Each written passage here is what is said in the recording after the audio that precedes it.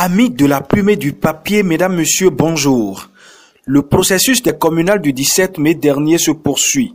Et ce matin, le quotidien Maison Plurielle nous apprend que tous les conseils communaux doivent être installés cette semaine. Le Canard poursuit que Talon exige le respect strict de la loi. Même information à la manchette du quotidien L'événement précis. Pour Talon, force doit rester à la loi, écrit le quotidien Jakpata. Mais à quelques jours de l'installation des conseils communaux et municipaux, le potentiel photo à l'appui présente les maires indésirables, réélus conseillers, et met en manchette « Branle-bas au sein des partis politiques, à peine l'os jeté, une terrible guerre éclate à l'Union progressiste, au Bloc républicain et au Foscori.Béné émergent ». En attendant de voir clair dans la lutte qui se fera cette semaine dans les différents conseils communaux et municipaux, le grand quotidien décerne, suite au score des communales, la palme d'or à la direction de l'administration de l'Union progressiste qui, selon mon confrère, a réalisé un très bon score. Dans le même temps, Abomey Calavi doit s'inscrire dans la continuité avec Georges Bada,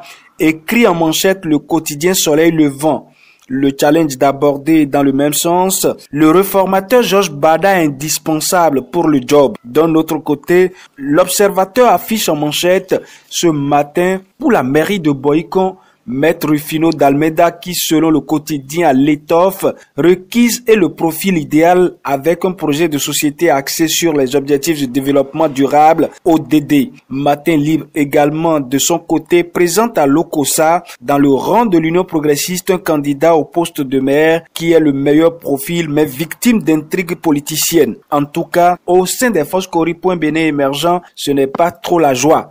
Le quotidien Pluriel nous apprend ce matin que Paul Hunkwe, le secrétaire exécutif national, acte la radiation des démissionnaires. Ce qui fait dire au quotidien Leader du jour que Paul Hunkwe et la liste FCBE en chute libre à Parakou. Le Béninois libéré dans le même temps, parlant de la nouvelle carte politique, présente Hunkwe comme le chef de file de l'opposition. En deux ce matin, la nation consacre sa manchette aux opérations de rapatriement liées au Covid-19 et nous informe que déjà 325 Béninois sont bénéficiaires. Pour Nord-Sud Quotidien, c'est du social de rapatriement de ces Béninois. Le Bénin n'est toujours pas à l'abri du Covid-19.